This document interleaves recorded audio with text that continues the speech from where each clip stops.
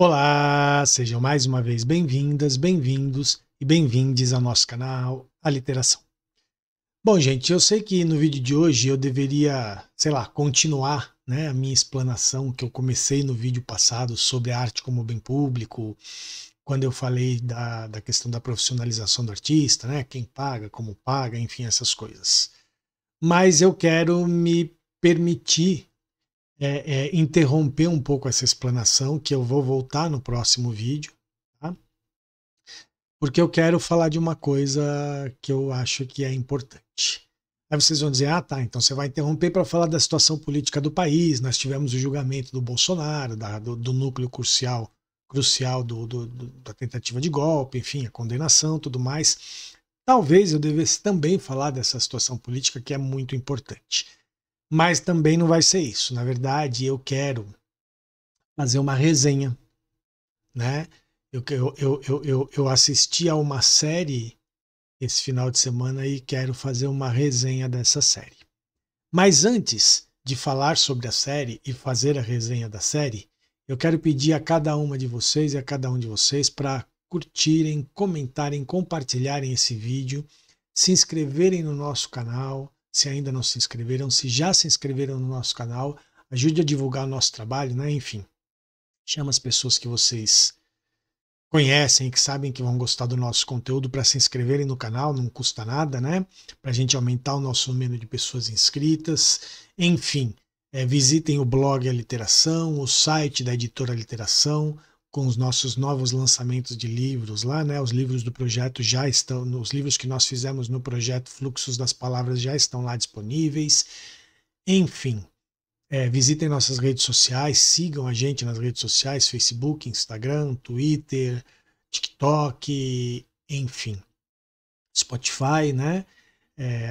Ajudem, né, a fortalecer o nosso trabalho que a gente está fazendo com muito carinho e com muito cuidado para vocês, tá? Enfim, vamos começar a nossa resenha. Mas, antes de começar a nossa resenha, e antes de eu falar sobre que série, né? Porque eu falei que vai ser uma série. Eu vou fazer uma resenha de uma série que eu assisti esse final de semana, tá? Eu quero mostrar duas coisas para vocês. Eu quero mostrar essas pedras. Então, essas duas pedras que estão na minha mão, opa, aqui. Duas pedras comuns, né? Comuns. E quero mostrar uma foto, uma imagem, que é essa aqui. Que tá inclusive, essa imagem tá inclusive ali atrás, opa, ali, aqui, esse porta-retrato aqui, é essa imagem, a parte central da imagem, ali naquele porta-retrato, né? E o que é essa imagem? Essa imagem sou eu e meu filho. Foi a última viagem que nós fizemos sozinhos em 2019, né? Eu e o Arthur, meu filho, e nós estamos aí próximos à nascente do Rio São Francisco. A gente está na Serra da Canastra, em Minas, e nós estamos próximos à nascente do Rio São Francisco. Este rio que está aí atrás é o Rio São Francisco. E essas duas pedras que eu mostrei para vocês, a gente tirou daí, né? Exatamente desse lugar onde nós paramos, né? Nós paramos aí, entramos no rio um pouquinho, ficamos conversando um pouco com as águas do Rio São Francisco passando por nós, né? Enfim. E o que tem a ver isso com a resenha? Diretamente nada, tá? Não tem nada a ver com a resenha, que a resenha não tem nada a ver com o Rio São Francisco, enfim. Tem a ver com o Rio, né? Mas não tem a ver com o Rio São Francisco, não tem nada disso. E aí vocês vão se perguntar, tá, então por que você está mostrando tudo isso pra gente? Vocês vão entender ao final da resenha, tá bom? Eu quero falar sobre uma série que eu assisti esse final de semana, muito legal. Muito legal, emocionante, muito bonita, enfim. Trata-se da série mexicana O Segredo do Rio, que está disponível na Netflix. Não estou aqui fazendo propaganda de streaming, mas está disponível na Netflix. O Segredo do Rio é uma série, como eu disse, feita no México no ano passado. A série é de 2024. E ela usa como pano de fundo, né? Ela usa como pano de fundo as muxes de uma região do México, né? Do Istmo, uma região do Istmo lá no México, onde vivem muxes, né? E o que são muxes? Muxes são, a grosso modo, pessoas que não se enxergam nem como homens e nem como mulheres. Elas são, entre aspas, seria um equivalente nosso a uma mulher trans, mas é que uma mulher trans ela se enxerga como mulher, né? Mas então, porque assim, é difícil explicar porque Muxa é uma coisa muito específica daquela cultura, daquela região, né? Mas é como se fossem quase mulheres trans. Mas na verdade elas também não se identificam como mulher. Tem até uma cena na série onde, né, a personagem protagonista fala: Não, eu não sou homem nem sou mulher, eu sou Mushi. Né? Então, mas apenas para a gente tentar entender um pouco, é como se fossem mulheres trans, mas tem uma diferença. Tá? Que quem assiste a série entende essa diferença, e eu não vou falar muito dessa diferença, porque senão eu posso dar spoilers sobre a série. Tá? Mas é isso.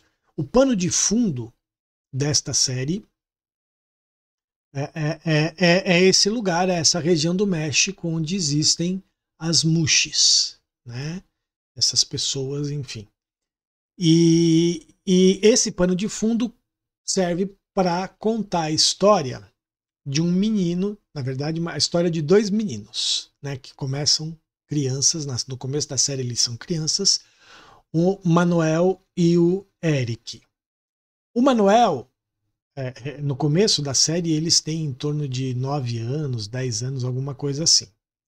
E o Manuel, ele é um menino que vai morar com a avó nesta região, nesta cidade.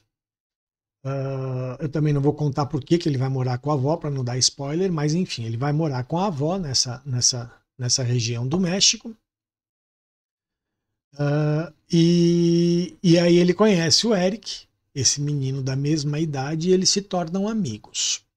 Só que o Manuel é um menino que já começa nessa idade a sentir que tem alguma coisa diferente nele, que ele não se enxerga, né? Do mesmo jeito que os outros meninos. Então ele não gosta da mesma coisa que os outros meninos. O Eric vai chamar ele, por exemplo, para jogar e ele não joga direito, enfim. É o que eu disse, eu não vou falar muitas coisas da série para não dar spoilers, né? Mas o Manuel é esse menino que já sente que tem alguma coisa nele que é diferente.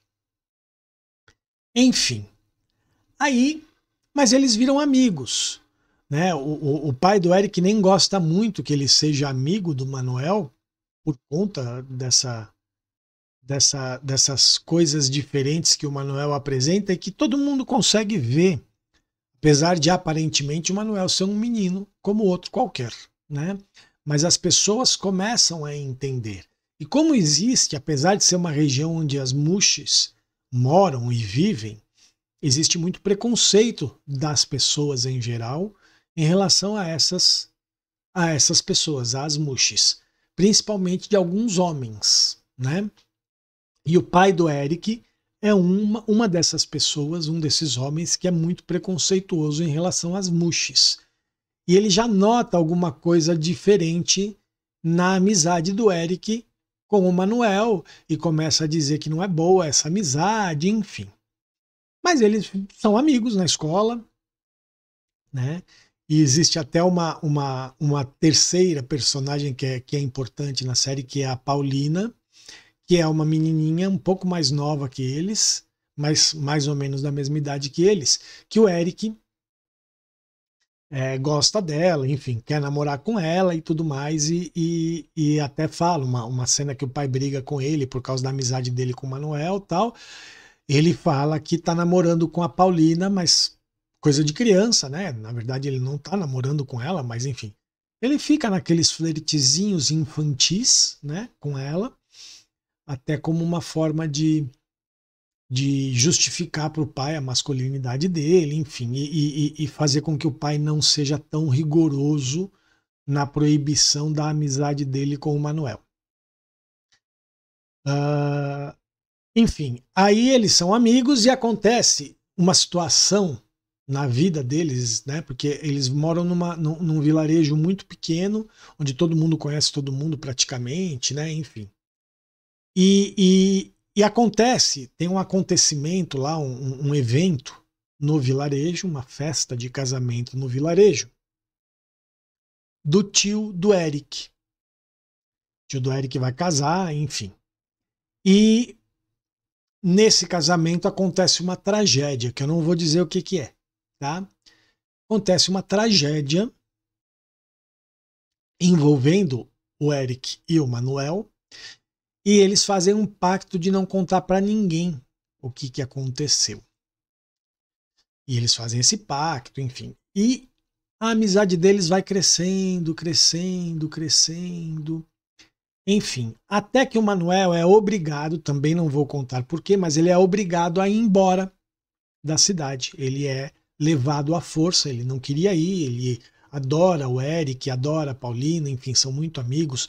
O Eric, apesar de todas as confusões na cabecinha dele como criança, né? O Eric era uma criança também de 10 anos, enfim. Eles eram muito amigos, eles se gostavam muito e o Eric, enfim, né, também não queria que ele fosse embora, mas ele é obrigado a ir embora com o pai da cidade. E aí ele vai embora. Ele vai embora, fica muito triste, ele chora, o Eric chora, enfim, todo mundo chora. 20 anos depois, por conta da morte de uma pessoa muito especial para o Manuel, ele retorna ao vilarejo, depois de 20 anos. Só que aí ele já retorna como Sicaru. Enfim, uma mulher, né? Aparentemente uma mulher adulta. Então Sicaru retorna, né? Não é mais Manuel, é Sicaru.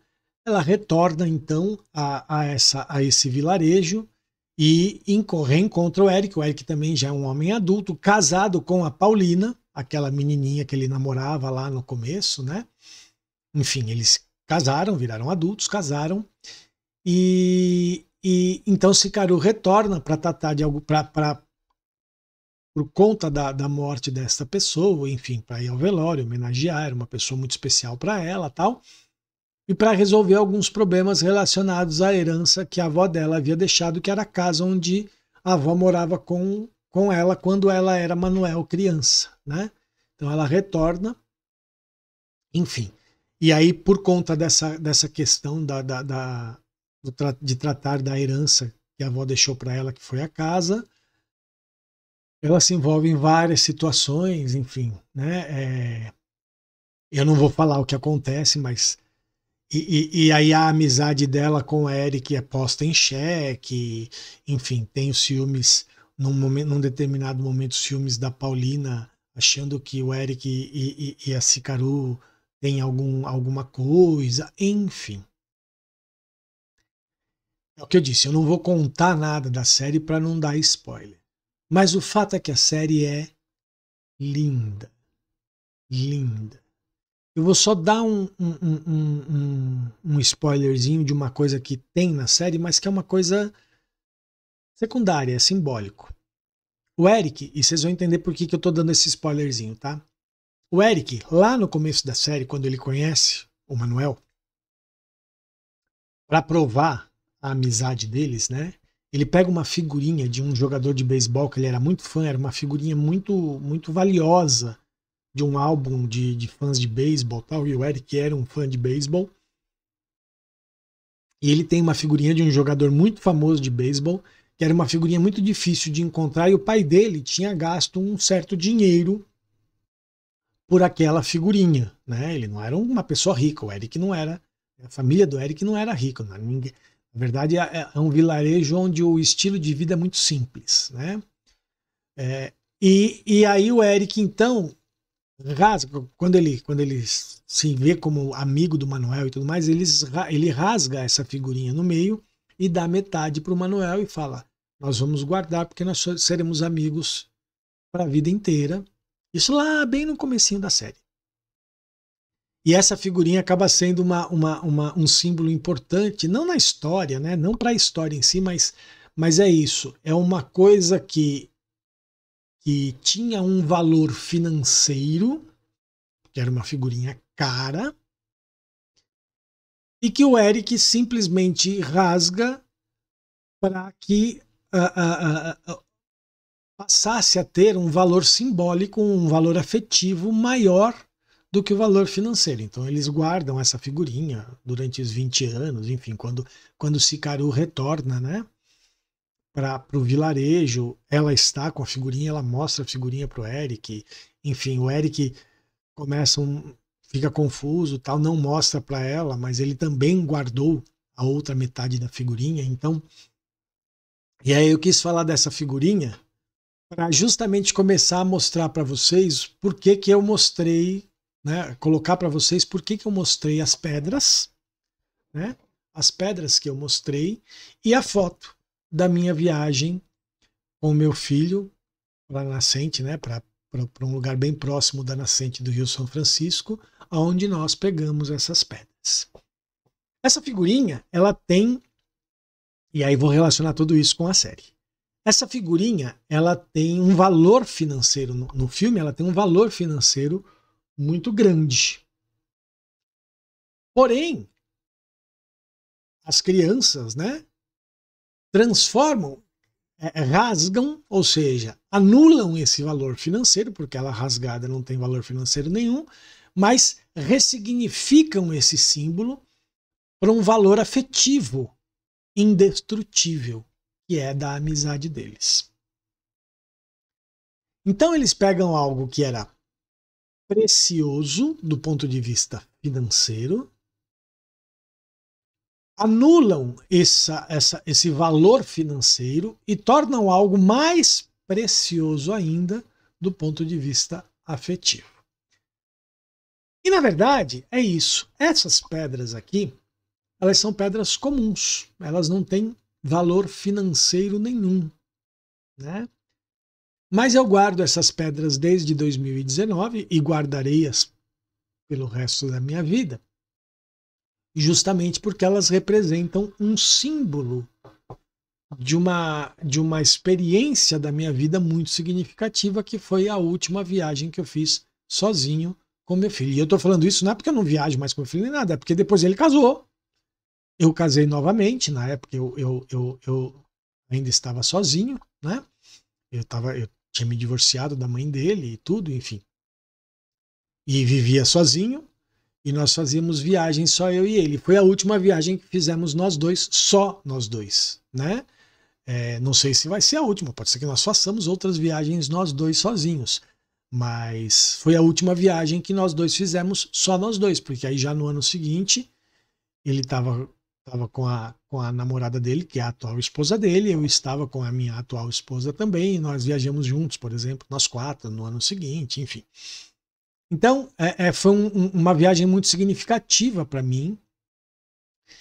E o que isso tem a ver com a série? Tem a ver porque a série, gente, ela demonstra de maneira muito, muito poética, o quanto para se fazer uma grande obra de arte, você não precisa de muita coisa no sentido de espetacularização, né?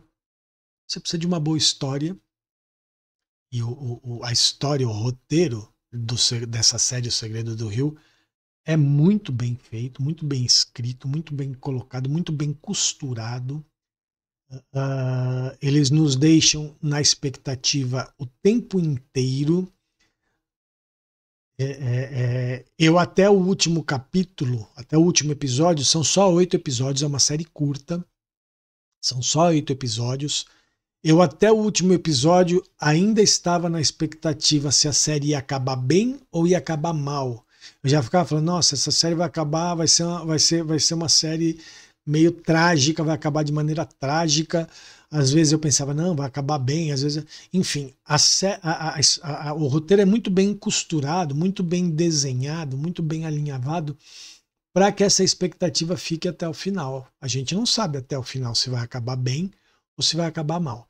Então, um bom roteiro, algumas fotografias muito bonitas, mas de resto muito simples, só que algumas imagens muito, muito bonitas e muito bem construídas poeticamente. Então, não existe grandes truques de câmera, não existe nada disso, é muito simples, tecnicamente é muito simples. Mas é nessa simplicidade que repousa a poesia que eles conseguem construir, inclusive com as imagens, né? A densidade da história, mesmo sendo contada de uma maneira leve, de uma maneira simples, existe uma densidade e que fazem com que essa série O Segredo do Rio seja assim maravilhosa, uma série linda, linda, emocionante. Eu soltei algumas lagrimazinhas aí durante a série, em alguns momentos da série, né? Os olhos embargavam, assim, os olhos enchiam d'água. Muito bem. E o que isso tem a ver com as pedras que eu mostrei? É isso. É um pouco o que eles fizeram com a figurinha, né? Isso aqui não tem valor. Não tem valor, é comum. É comum, é ordinário. Mas para mim, isso aqui é de uma poesia muito grande, porque essas pedras foram retiradas do leito do Rio São Francisco, num momento, numa experiência em que estávamos eu e meu filho olhando para o céu, com os pés dentro das águas do Rio São Francisco. Estou me emocionando, com os pés dentro das águas do Rio São Francisco, conversando sobre a vida, sobre nós dois, enfim, né? E aí nós pegamos essas pedras e elas então, para mim, são pedras extremamente preciosas. E O Segredo do Rio é uma série que ela lida com o ordinário, com o comum, mas ela lida de uma maneira tão poética, ela lida de uma maneira tão, assistir a essa série é uma experiência tão poética que ela se torna uma série muito preciosa. Então eu queria indicar a vocês assistirem a série O Segredo do Rio, 8 episódios, uma série mexicana muito linda, emocionante, daquelas séries que fazem bem, né, que fazem bem, apesar de discutir coisas em alguns momentos muito pesadas, como os preconceitos que existem com as mushes, enfim, né, algumas questões muito pesadas, lida com a questão da morte de uma maneira muito pesada, de abusos, enfim. Mas ela consegue tratar tudo isso com leveza e com poesia, e ela se torna uma série muito preciosa. Então, tá aí a minha recomendação. Eu acho que eu tinha que fazer essa resenha dessa série, O Segredo do Rio, de 2024, uma série do ano passado, mexicana, que está disponível na Netflix. Tá bom? É isso, espero que vocês tenham gostado. Mais uma vez eu peço a vocês que se inscrevam no canal, enfim, compartilhem, comentem. Se você já assistiu à série, comente o que você achou da série. Se você não assistiu, vá assistir e comente depois o que você achou da série, né? Se inscrevam no nosso canal. Se ainda não se inscreveram, se já se inscreveram, ajude a divulgar nosso trabalho, chama as pessoas para se inscreverem no nosso canal, comentem, compartilhem, enfim, curtam o vídeo, né? Não custa nada tudo isso e ajuda a gente a aumentar o nosso número de pessoas inscritas, tá bom? E eu prometo que logo mais no próximo vídeo eu retomo então a reflexão sobre a arte como bem público, enfim, que eu comecei no vídeo passado, tá bom?